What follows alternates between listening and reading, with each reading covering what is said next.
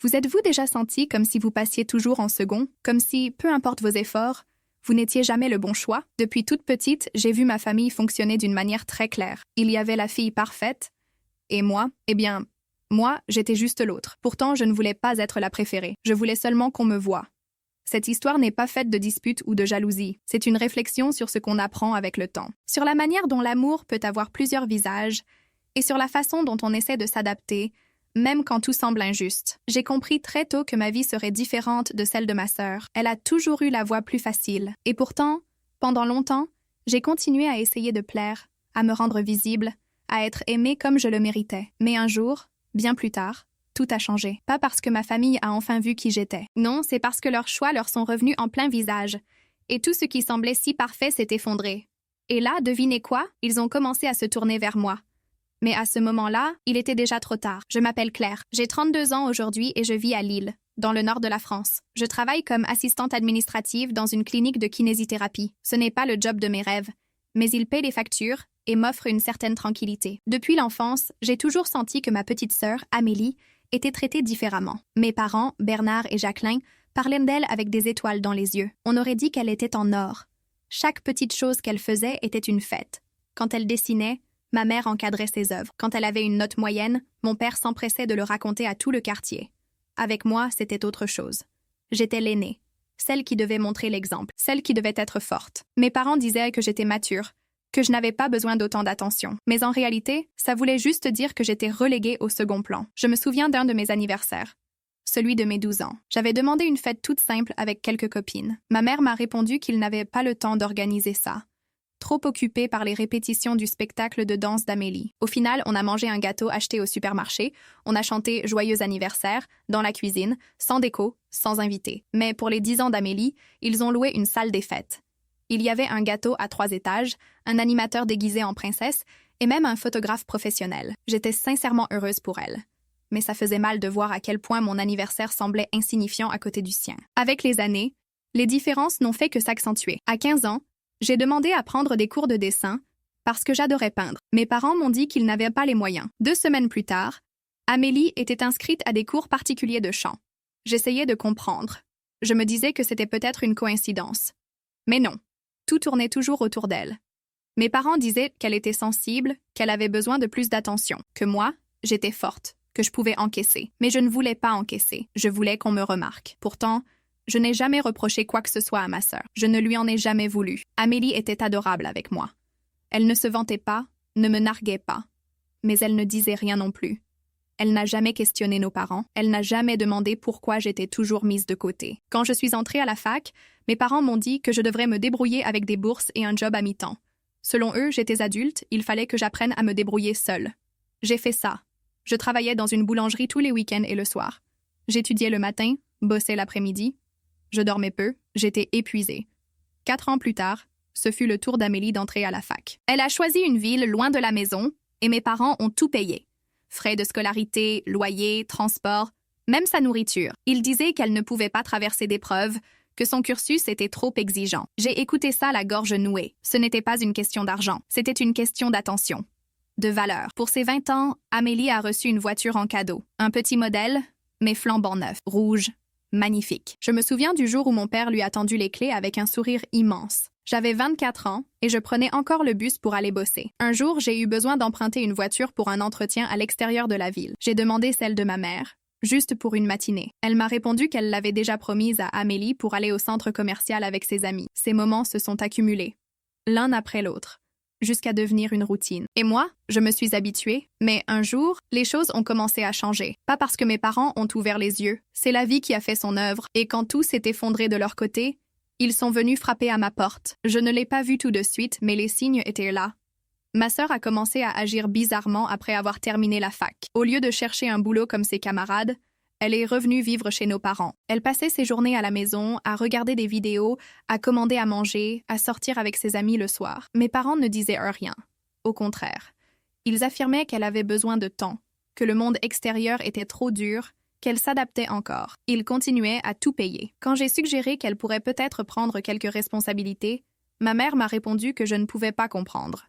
parce que je n'avais jamais été aussi sensible qu'Amélie. Ça m'a blessée, mais je me suis tue. Un jour, j'ai appris qu'Amélie avait rencontré un mec sur Internet, un certain Hugo. Il vivait à Paris et, d'après elle, c'était un musicien. J'étais curieuse, j'ai posé des questions, mais elle est restée vague. Elle disait qu'il était différent, qu'il la comprenait comme personne.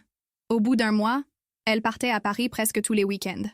Elle disait que c'était l'amour. Mes parents étaient inquiets au début, mais ils ont vite cédé. Ils lui ont donné de l'argent pour les billets, l'hôtel, et même pour des vêtements neufs pour impressionner ce Hugo. 1 mois est devenu 3. Et puis, d'un coup, elle a annoncé qu'elle partait s'installer là-bas. Tout s'est fait très vite.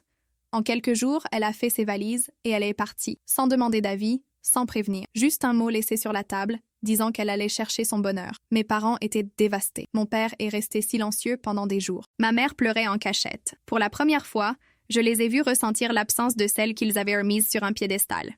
J'ai essayé de les soutenir, de les consoler, mais c'était dur de ne pas penser à toutes les fois où ils m'avaient ignorée. La maison est devenue silencieuse. Et dans ce silence, quelque chose d'inattendu s'est produit. Pour la première fois depuis des années, mes parents ont commencé à me chercher. Ma mère m'appelait pour prendre de mes nouvelles. Mon père m'invitait à déjeuner. Ça me semblait étrange. Je ne savais pas si c'était sincère ou juste un vide à combler. Mais j'ai accepté leurs invitations. Après tout, c'était ce que j'avais toujours voulu. Au fond, j'avais envie de croire qu'enfin, peut-être, on me voyait. Mais avec le temps, j'ai compris que ce n'était pas vraiment à propos de moi. C'était à propos d'eux. Ils étaient seuls. Ils cherchaient à remplir un manque. Ils ont commencé à me demander si j'avais besoin de quelque chose. Ils m'ont proposé de m'aider à changer de voiture. On dit qu'ils pouvaient participer financièrement. Ça me semblait bizarre. Ils n'avaient jamais fait ça avant. Et puis, il y a eu cette conversation à propos de l'appartement. Ma mère m'a dit qu'elle pensait à m'aider à acheter un logement, en utilisant une partie de l'héritage de mes grands-parents. Le même héritage qui avait servi à offrir une voiture neuve à Amélie et à payer ses études supérieures. Je ne comprenais pas d'où venait cette soudaine générosité. Et là, elle l'a dit, comme si c'était la chose la plus naturelle du monde. Ils avaient besoin de quelqu'un à leur côté maintenant. Quelqu'un de fiable. Et si je vivais plus près, ils pourraient compter sur moi pour les petites choses du quotidien. J'étais sans voix. Ce n'était pas de l'affection, c'était du calcul. Comme si le rôle de la fille chérie était vacant et qu'ils cherchaient à me faire endosser ce costume. Mais cette fois, avec une condition, je devais être disponible. C'est là que j'ai compris. Ils ne cherchaient pas à réparer le passé. Ils voulaient s'assurer un avenir, avec moi. Ils voulaient que je prenne un rôle qui n'avait jamais été le mien. Mais maintenant qu'ils étaient plus vieux et que la fille préférée était partie, j'étais leur seule option. Ça m'a secouée. Je ne savais pas si j'étais en colère ou triste, parce qu'au fond, je voulais encore être aimée par eux, mais pas comme ça, pas comme une remplaçante, pas comme un plan B. Est-ce que ça vous est déjà arrivé?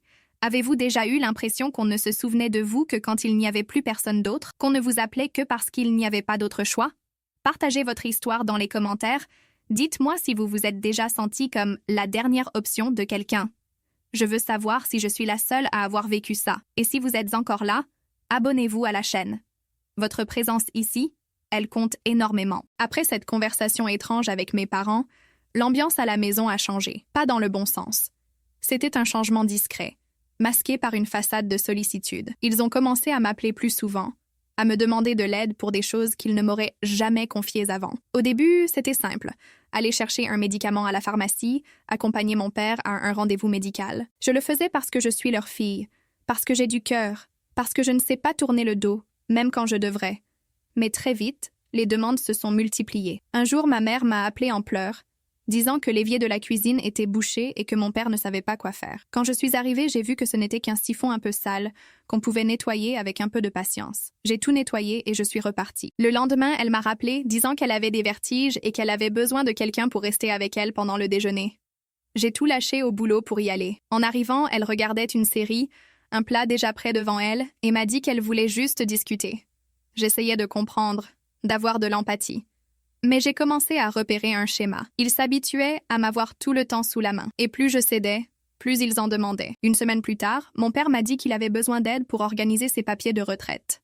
J'ai passé tout un après-midi à remplir des formulaires, à passer des coups de fil, à prendre des rendez-vous. Quand j'ai fini, il m'a regardé et m'a dit qu'il avait toujours su que j'étais fiable, pas comme Amélie. J'aurais dû être fière. Mais ce que j'ai ressenti, c'était un poids, parce que ce n'était pas un compliment.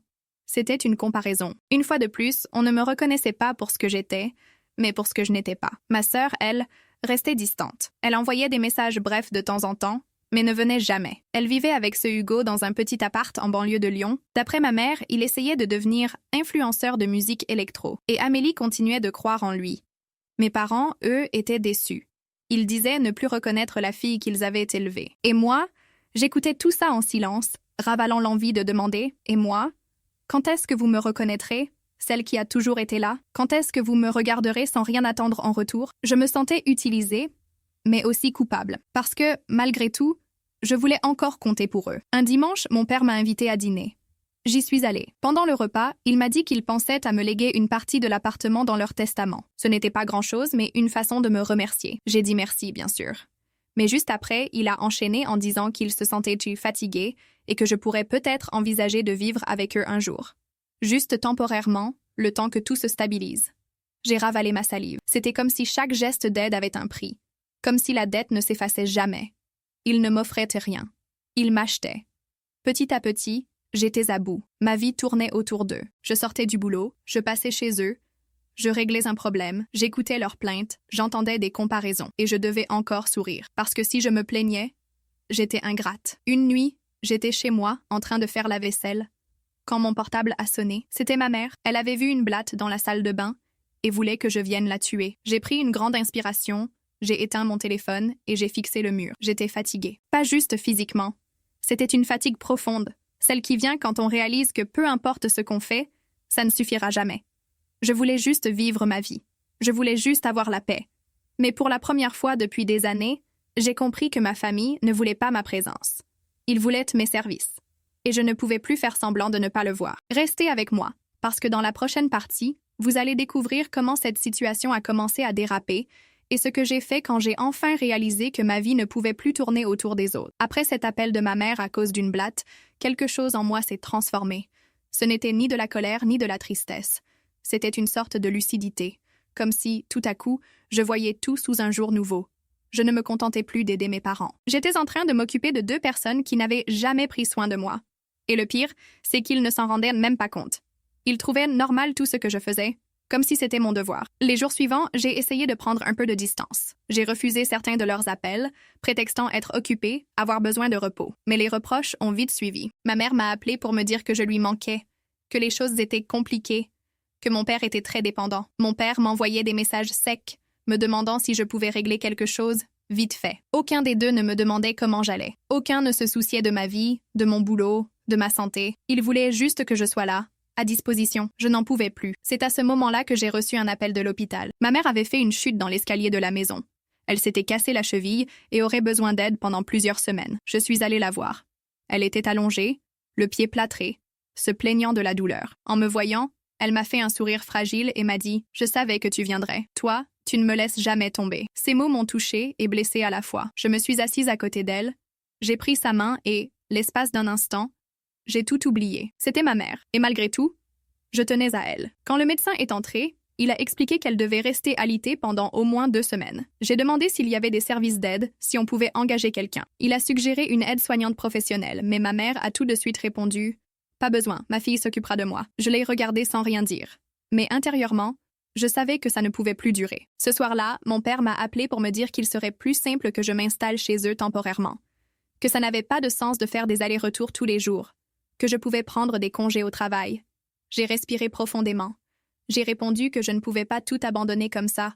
Que je pouvais passer tous les jours, oui, mais vivre chez eux, c'était hors de question. Il s'est énervé. Il m'a dit que j'étais égoïste. Que vu tout ce qu'ils avaient fait pour moi, je ne pouvais pas leur refuser ça maintenant. J'ai raccroché et j'ai pleuré. Pour la première fois depuis longtemps, j'ai pleuré pour de vrai. J'étais épuisée, fatiguée d'être la fille qui cède toujours, celle qui ne se plaint jamais, celle qui répare tout. Le lendemain, je suis partie à la recherche d'une aide-soignante. J'ai trouvé Hélène, une femme expérimentée, patiente, adorable. Je l'ai engagée pour 2 semaines en payant de ma poche. Quand j'en ai parlé à mes parents, ils étaient furieux. Mon père a dit que c'était absurde de faire venir une étrangère chez eux, que seule la famille pouvait vraiment s'occuper de ma mère. J'ai simplement répondu « Alors, peut-être que vous devriez appeler Amélie. » Ils n'ont rien dit. Pour la première fois, ils n'avaient pas de réponse. Les semaines suivantes, j'ai continué à passer, mais en tant que visiteuse. J'apportais des fruits, je discutais un peu, j'aidais pour une bricole ou 2, et je rentrais chez moi. Hélène faisait un travail remarquable. Ma mère allait mieux de jour en jour. Et pourtant, Je sentais que mes parents étaient mal à l'aise, pas avec l'aide en elle-même, mais parce que, pour la première fois, ils n'avaient plus le contrôle. Ils ne pouvaient plus m'utiliser comme ils le voulaient. Et ça les dérangeait. Un après-midi, ma mère m'a appelée dans sa chambre. Elle m'a dit qu'elle regrettait le temps où on faisait tout ensemble, qu'elle ne comprenait pas pourquoi j'étais si distante. J'ai pris une grande inspiration. Je lui ai dit qu'on n'avait jamais tout fait ensemble, que toute ma vie, j'avais été la fille oubliée, la fille forte, la fille qui servait, que maintenant, je voulais juste qu'on me traite comme une personne, pas comme une remplaçante, pas comme un plan de secours. Elle a pleuré. Elle m'a dit qu'elle n'avait jamais voulu me faire de mal. Je l'ai cru, mais je savais aussi que pleurer ne suffisait pas. La douleur était déjà là. Et ce que je voulais maintenant, c'était la paix. Une fois que ma mère s'est rétablie, j'ai pensé que les choses allaient peut-être s'apaiser, qu'avec l'aide soignante et le temps qu'ils avaient eu pour réfléchir, mes parents comprendraient que j'avais besoin d'espace. Mais c'est l'inverse qui s'est produit. On aurait dit que cette période de repos leur avait servi à s'organiser, à trouver de nouvelles façons de me garder près d'eux. Chaque jour, il y avait une nouvelle tâche, une nouvelle faveur, une nouvelle excuse pour me retenir. Ma mère a commencé à me demander de l'accompagner au supermarché chaque semaine, même si elle était parfaitement capable d'y aller seule. Mon père m'envoyait des emails avec des factures à payer, des documents à scanner, des petites choses qu'il pouvait gérer lui-même, mais qui semblaient désormais être de mon ressort. Tout était accompagné de la même phrase. « Toi, tu es la seule en qui on a confiance. » Je savais ce que ça voulait dire. Ils ne voulaient pas me faire confiance. Ils voulaient m'utiliser parce que la fille qu'ils idéalisaient était partie. Et moi, j'étais ce qui restait. J'étais devenue la pièce de rechange. Un jour, mon père m'a demandé de passer pour discuter. Il m'a dit qu'il pensait à l'avenir, qu'il était peut-être temps de rédiger une procuration pour que je puisse gérer leurs affaires plus facilement. Il en parlait comme si c'était un cadeau, comme s'il me donnait du pouvoir, mais au fond, c'était juste un moyen de m'enchaîner encore plus. J'ai dit que j'avais besoin d'y réfléchir. Et là, il s'est énervé. Il m'a reproché d'être ingrate, de ne pas réaliser tout ce qu'il m'avait donné ces derniers mois. Je suis restée silencieuse, mais intérieurement, je hurlais. Qu'est-ce qu'il m'avait donné? Une partie de l'héritage qui restait? Une vague promesse de testament? Tout ça avait un prix. Tout était conditionnel. En réalité, il ne m'avait rien donné. Il m'avait juste prêté quelque chose, en attendant un retour. C'est ce jour-là que j'ai décidé de changer. Je ne voulais plus vivre comme ça. Je ne pouvais plus continuer cet échange inéquitable. Alors, j'ai commencé à m'éloigner. Pas brutalement, mais avec fermeté. J'ai refusé plus de demandes. J'ai clairement dit que j'étais occupée, que j'avais ma vie, mes limites. J'ai recommencé à prendre soin de moi. J'ai repris la peinture, que j'avais abandonnée depuis des années. J'ai commencé à sortir davantage, à voir des amis, à respirer loin de cette atmosphère pesante. Et petit à petit, j'ai ressenti un soulagement que je n'avais pas connu depuis longtemps. Mes parents, bien sûr, n'ont pas apprécié. Ma mère m'envoyait des messages pour dire qu'elle se sentait seule. Mon père a tenu à me dire qu'il était déçu. Mais j'ai tenu bon, parce que, pour la première fois, je me choisissais. Quelques mois ont passé comme ça, jusqu'à ce samedi matin où mon téléphone a sonné. C'était Amélie. Elle pleurait. Elle m'a raconté que Hugo était parti, emportant tout l'argent qui restait de l'héritage. Elle était seule, sans logement, sans repère. Elle m'a dit qu'elle voulait revenir vivre chez nos parents. Ça m'a prise de court. Je ne savais pas quoi ressentir. Une partie de moi voulait l'aider, mais une autre voulait rester loin. Elle a aussi appelé mes parents, et sans surprise, ils l'ont accueillie à bras ouverts. En moins de 2 jours, elle était de retour à la maison, et comme par magie, tous les efforts que j'avais faits pour être vue se sont envolés. Mes parents se sont remis à graviter autour d'elle. Ils faisaient des courses spéciales, arrangées en sa chambre, lui donnaient des conseils tendres, des câlins, de l'attention. Ils ne m'ont appelé qu'une seule fois cette semaine-là, pour me dire qu'Amélie avait besoin de temps, que c'était une période difficile pour elle, et qu'il valait peut-être mieux que je lui laisse de l'espace pour se remettre. J'ai raccroché et je suis restée là, à regarder par la fenêtre. C'était comme si j'avais vécu une illusion, comme si tous ces mois où j'avais été utile, présente, responsable, n'avaient été qu'une parenthèse. Un temps d'emprunt qui venait de s'achever. Parce que la favorite était de retour. Et moi, j'étais redevenue l'autre fille, celle qui encaisse, celle qui comprend, celle qui ne fait pas d'histoire. Avec le retour d'Amélie chez mes parents, j'ai été repoussée dans cet espace invisible que j'avais toujours occupé. Ils ne l'ont pas dit explicitement, mais tout dans leur attitude le montrait. Les appels ont cessé. Les invitations ont disparu. Les messages, qui arrivaient presque tous les jours, se sont taris. Et quand je leur écrivais, leurs réponses étaient brèves, sèches, comme si je dérangeais. J'essayais de me convaincre que ça m'était égal, que j'avais déjà tout compris, que je n'avais plus besoin de leur reconnaissance. Mais la vérité, c'est que ça faisait encore mal. Mal de savoir que toute cette attention, toute cette soudaine proximité n'avait été qu'un remplacement temporaire. Ils ne m'avaient jamais choisi. Ils m'avaient utilisé. Et quand la fille qu'ils aimaient vraiment est revenue, même brisée, même après avoir fait des erreurs, même après avoir suivi un homme qui l'avait trompée et volée, elle restait leur priorité. J'étais la doublure, le plan B, La roue de secours de la famille. Je me suis tenue à distance. J'ai continué ma vie, mon travail, mes petits plaisirs. J'ai repris la peinture plus régulièrement. J'ai fait un voyage seul pour la première fois depuis des années. J'ai rencontré de nouvelles personnes. J'ai respiré. Mais au fond, une partie de moi saignait encore. Parce que même si je savais que j'avais de la valeur, c'était comme si cette valeur n'existait que quand les autres avaient besoin de moi. Et quand ils n'en avaient plus besoin, je disparaissais. C'est à ce moment-là que j'ai reçu une lettre.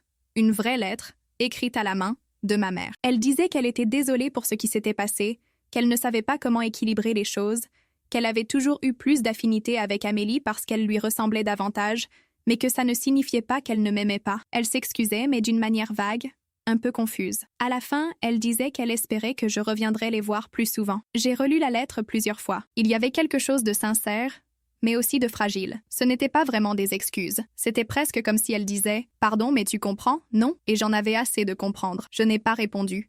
J'ai continué ma vie. J'ai continué à me choisir. Mais l'histoire ne s'est pas arrêtée là. Quelques semaines plus tard, j'ai été convoquée à une réunion avec un notaire. Mes parents voulaient revoir la répartition de leurs biens et souhaitaient que je sois présente. J'y suis allée par politesse, sans trop d'attente. Sur place, j'ai découvert qu'ils divisaient ce qui restait de l'héritage de mes grands-parents et une partie de leurs biens accumulés au fil des années. Et encore une fois, la plus grande part revenait à Amélie. Leur justification, elle était fragile, elle avait besoin de se reconstruire, c'était juste de l'aider encore une fois. Quand j'ai posé des questions, mon père m'a dit que j'étais indépendante, que j'avais ma vie bien en main, que je n'avais besoin de rien de plus. J'ai regardé dans ses yeux et j'ai compris que rien ne changerait. Peu importe combien de fois j'avais été là pour eux, peu importe tout ce que j'avais fait, je serai toujours celle qui n'a pas besoin, celle qui encaisse tout. Je suis sortie du bureau du notaire sans un mot. Je n'ai pas discuté, je n'ai pas pleuré. Mais intérieurement, c'était comme si j'avais enterré quelque chose. Cette part de moi qui espérait encore un peu de reconnaissance. Un geste de justice.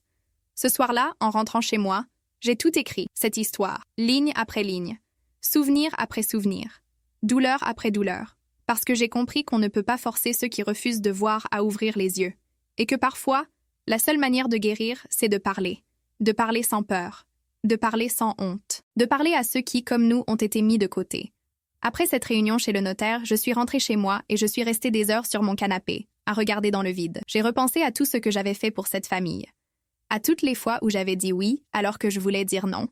À toutes les fois où j'avais été là pour réparer, pour prendre soin, pour tenir tout debout, pendant que ma propre vie passait au second plan. J'ai pensé à toutes leurs promesses vides, à toutes leurs comparaisons, à tous ces moments où ma valeur était mesurée, non pas pour ce que j'étais, mais pour ce que je pouvais offrir. Et pour la première fois, au lieu de ressentir de la colère, j'ai ressenti du calme. Un calme étrange.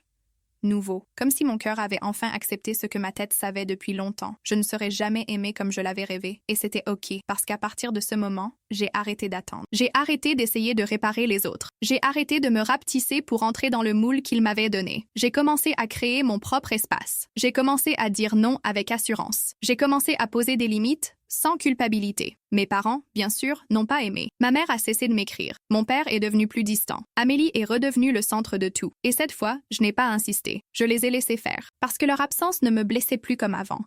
Parce que j'avais appris que la présence qui me manquait le plus dans ma vie, c'était la mienne. Avec le temps, j'ai pris mieux soin de moi. J'ai suivi un cours de peinture que j'avais toujours voulu faire. J'ai changé les meubles de mon appart. J'ai accroché de nouvelles photos au mur. Des choses simples, mais qui donnèrent de la vie. J'ai commencé à travailler moins en dehors des heures de bureau, à arrêter d'être cet employé qui disait oui à tout et à profiter davantage de mon temps libre. J'ai rencontré de nouvelles personnes, j'ai noué des amitiés différentes, j'ai retrouvé des parts de moi que j'avais oubliées. Et dans ce processus, j'ai compris quelque chose d'essentiel. La famille, ce n'est pas seulement ceux qui vous élèvent, c'est ceux qui vous respectent. La famille, ce n'est pas seulement ceux qui vous donnent un nom, c'est ceux qui vous voient vraiment.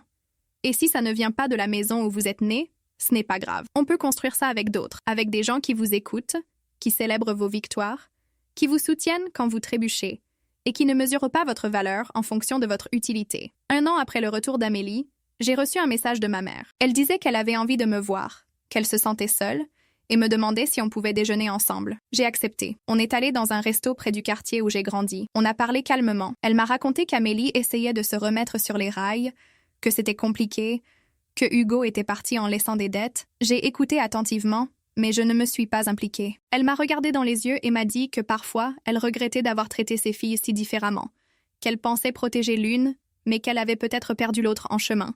Ça m'a touchée. Je ne m'attendais pas à entendre ça, mais je ne me suis pas fait d'illusions. Je n'ai pas demandé d'explication, je n'ai pas fait de câlin. J'ai juste dit « merci de me l'avoir dit ». Ça compte. Après le déjeuner, chacune est repartie de son côté. Pas d'embrassade chaleureuse, pas de promesse de nouveau départ, juste un respect nouveau, une sorte de silence apaisé entre deux femmes qui, pendant longtemps, ont fait semblant de se comprendre, mais qui, là, arrivaient à se regarder sans armure. Aujourd'hui, quand je repense à tout ça, je vois un chemin qui a fait mal, mais je vois aussi une femme qui a survécu, qui a grandi, qui a appris à se mettre en premier, même quand le monde lui disait qu'elle devait servir. Je sais que je ne suis pas la seule. Je sais qu'il y a des tas de gens qui ont vécu quelque chose de similaire. Des gens qui n'ont jamais été la priorité. Des gens qu'on n'a appelés que lorsqu'il n'y avait plus personne d'autre. Si vous êtes l'un d'eux, je veux vous dire que c'est possible de tourner la page. On peut arrêter de courir après l'approbation des autres. On peut se choisir, même si personne ne l'a fait pour nous avant. Après ce déjeuner avec ma mère, quelque chose en moi s'est apaisé, pas avec de la rancune ou de l'amertume, mais avec une acceptation mature, celle qui vient quand on comprend qu'on n'a pas besoin de tout réparer pour trouver la paix. Je ne cherchais plus à m'intégrer. Et quand on arrête d'essayer de rentrer dans un moule, on respire mieux. Les mois qui ont suivi ont été les plus calmes de ma vie. Plus d'appels en pleine nuit, plus de messages demandant de l'aide pour tout et n'importe quoi, plus de reproches déguisés en affection. Mes parents m'ont laissé tranquille, peut-être par respect, peut-être par résignation, et moi aussi, je les ai laissés. Sans rancœur. Juste avec la certitude que ce que j'avais à donner, je l'avais déjà donné, et ce qu'ils attendaient en retour, je ne pouvais plus le leur offrir, parce que je ne suis plus la fille qui s'efface. Je ne suis plus celle qui se plie pour plaire. Je ne vais plus accepter des miettes juste pour me sentir aimée. Je mérite mieux, je l'ai toujours mérité. Mais il m'a fallu tout ce chemin pour comprendre que l'amour qui vient avec des conditions, ce n'est pas de l'amour. C'est du contrôle. Et j'ai choisi de m'en libérer.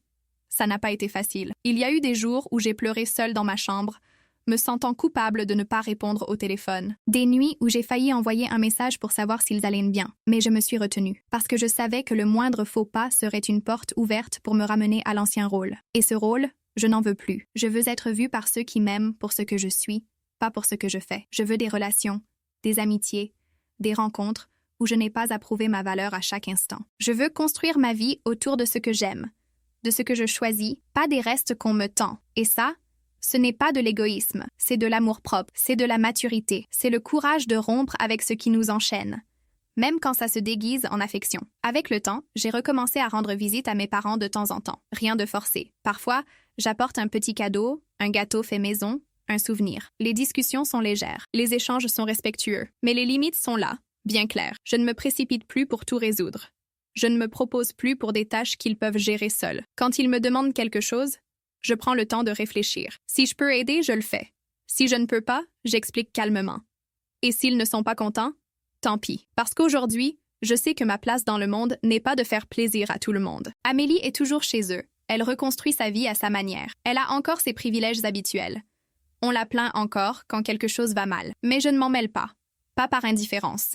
Mais parce que maintenant, je protège mon énergie. Je prends soin de ma santé mentale.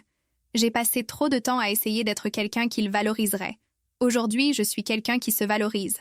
Et ça suffit. C'est drôle comme on grandit en pensant qu'on a besoin de l'approbation des autres pour être heureux, qu'on doit appartenir à une famille parfaite, à un groupe où tout le monde se comprend. Mais la vérité, c'est qu'il suffit de se comprendre soi-même. Il suffit de se regarder dans le miroir et de se dire « Je me vois, je m'écoute, je me choisis ». Si je pouvais parler à la Claire de 15 ans, celle qui restait seule dans la cuisine avec un gâteau d'anniversaire tout simple pendant que les autres fêtaient sa sœur dans une salle des fêtes, je lui dirais « Tiens bon, un jour, tu comprendras que ta valeur n'a jamais dépendu de la manière dont on te traitait.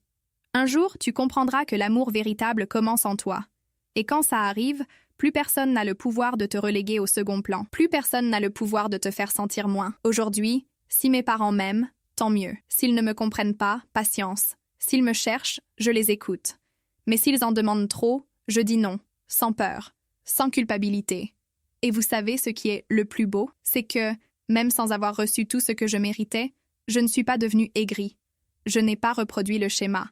Je n'ai traité personne avec mépris juste parce qu'on m'a traité avec négligence. J'ai choisi d'agir différemment.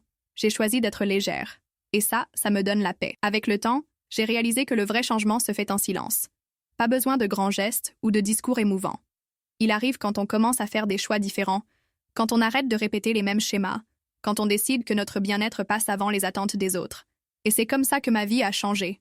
sans bruit, sans éclat. Mes parents l'ont remarqué, bien sûr. Ils n'ont rien dit directement, mais leur ton a changé.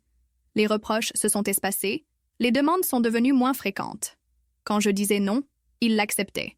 Parfois à contre-cœur, mais ils l'acceptaient. Ils ont appris, tout comme moi, que je n'étais plus la fille qui se taisait pour préserver la paix. Aujourd'hui, j'ai une routine qui me fait du bien. Je travaille dans un petit bureau près de chez moi où on me respecte et où j'ai de la liberté. Le week-end, je donne des cours de peinture à des enfants dans un centre communautaire du quartier. Ça me fait sourire, vraiment. J'ai rencontré des gens nouveaux, j'ai tissé des amitiés sincères, et récemment, j'ai commencé à me rapprocher de quelqu'un qui me traite avec douceur, sans rien exiger en retour. Pour la première fois depuis longtemps, j'ai l'impression d'être vue pour de vrai. Pas pour ce que je fais, mais pour qui je suis. Mes parents restent mes parents. J'ai des contacts avec eux, mais à petite dose, sans m'épuiser. Je passe quand je peux, j'aide quand ça a du sens, mais sans m'oublier. Ils ont toujours plus d'affinité avec Amélie, et c'est OK. Je n'ai plus besoin de me battre pour une place. J'ai la mienne. Et c'est une place que j'ai construite seule. Avec du travail, des larmes, mais aussi beaucoup de courage. Un jour, ma mère m'a dit qu'elle admirait ma force, qu'elle n'avait peut-être jamais eu cette capacité à s'affirmer. C'était la première fois qu'elle me faisait un compliment sans me comparer à personne. J'ai dit merci. Je n'en ai pas demandé plus. Je n'ai pas demandé pourquoi ça avait pris si longtemps. J'ai juste dit merci, parce que parfois, c'est tout ce qu'on a besoin de faire.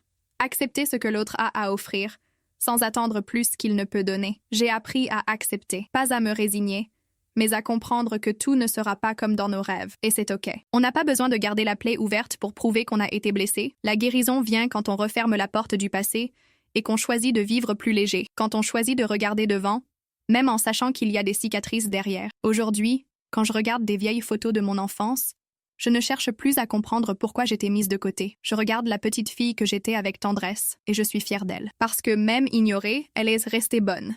Même oubliée, elle n'a pas perdu sa capacité à aimer. Et pour moi, c'est une victoire. Cette histoire que vous venez d'entendre n'a pas une fin heureuse comme dans les films, avec des embrassades et des excuses émouvantes. Elle a quelque chose de plus vrai. Du cheminement, de l'authenticité, de la liberté. Je ne veux pas que vous finissiez cette vidéo en pensant qu'il n'y a qu'une seule façon de penser les blessures familiales. Chacun trouve son propre chemin. Le mien, ça a été de prendre du recul pour mieux me voir. Le vôtre sera peut-être différent, peut-être que vous êtes encore en plein dans la tempête.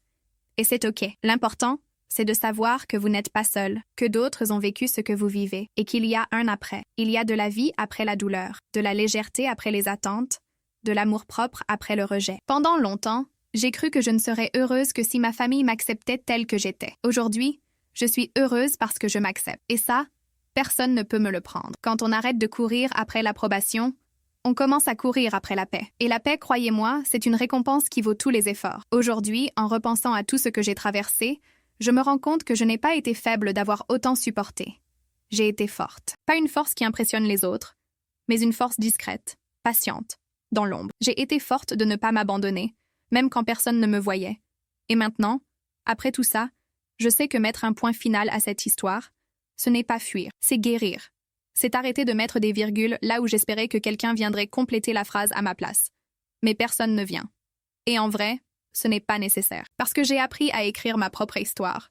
Mes parents vivent toujours dans la même maison, avec leurs habitudes, leurs souvenirs, leurs choix. Amélie est toujours là, avec ses hauts et ses bas. Et moi, je vais bien. Pas une paix imposée par le silence, mais une paix construite avec vérité. Une paix qui est arrivée quand j'ai arrêté de me justifier, quand j'ai accepté que je n'avais plus rien à prouver.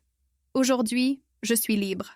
Libre de prendre soin de moi sans culpabilité. Libre d'aider quand je le veux, et pas parce qu'on l'attend de moi. Libre d'aimer sans peur d'être oublié, parce que maintenant, je connais ma valeur. Et quand on connaît sa valeur, plus personne ne peut mettre un prix sur notre présence. Si je devais ne vous laisser qu'une chose, ce serait celle-ci. Aimez-vous. N'attendez pas que les autres le fassent à votre place. Regardez-vous avec tendresse. Traitez-vous avec respect. Choisissez-vous chaque jour. Parce que personne ne vivra votre vie à votre place.